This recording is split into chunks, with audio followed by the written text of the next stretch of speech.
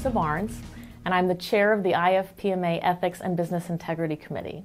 I'm also Senior Vice President of Enterprise Risk Management and Chief Ethics and Compliance Officer of Eli Lilly and Company.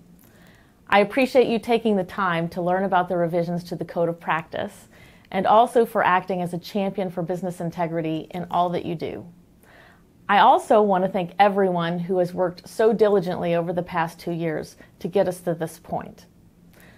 Before we review what's new, I want to take a moment to look back at the history of the development of the IFPMA Code of Practice and talk a little bit about how the business ethics profession has changed and evolved. The first IFPMA Code was established nearly 40 years ago in 1981, and it set a precedent for global self-regulation of industry practices. A lot has changed in the world since then, and the pharmaceutical industry and the field of business ethics continues to change and evolve. But one thing that has remained constant is that our customer trust is crucial to achieving our missions. Patients, healthcare providers, regulators, and policymakers must be able to trust that we do our work, that we make and market our medicines with the highest integrity.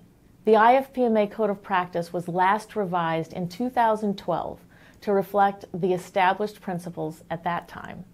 2012 was also the year that the heads of state of the Asia-Pacific Economic Cooperation, or as we know it, APEC, endorsed the Mexico City Principles for Voluntary Codes of Business Ethics in the biopharmaceutical sector.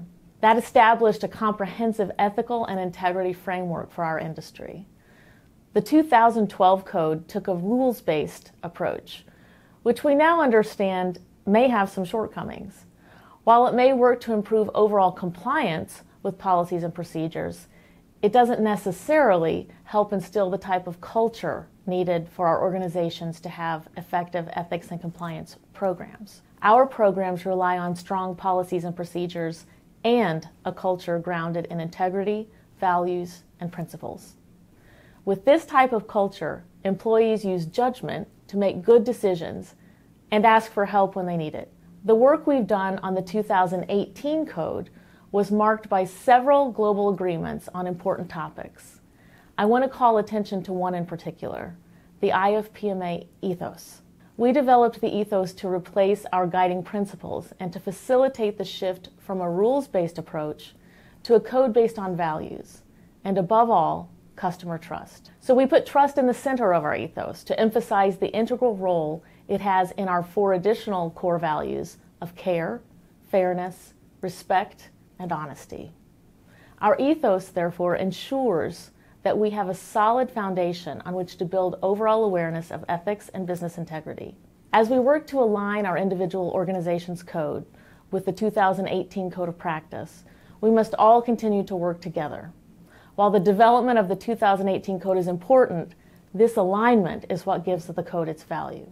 We all share a common interest in operating our organization with the highest level of ethical standards, so that we can positively affect the lives of patients who take our medicines and the others that we serve.